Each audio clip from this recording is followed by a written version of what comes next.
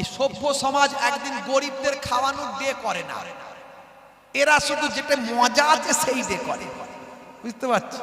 Happy new year, happy 31st day, হ্যাঁ সব যত আছে সব হ্যাপি, যাতে সবেতে রিল্যাক্স করবে, এনজয় করবে।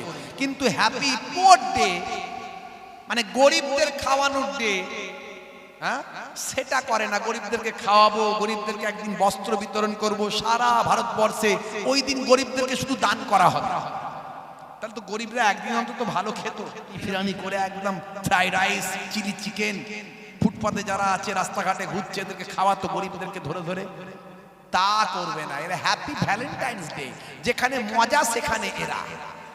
ছি ছি ছি ছি ছি, মুসলমানের ছেলে হ্যাপি ভ্যালেন্টাইন্স ডে করতে যাচ্ছে, হ্যাঁ গ্রিটিংস কার্ড, হ্যাঁ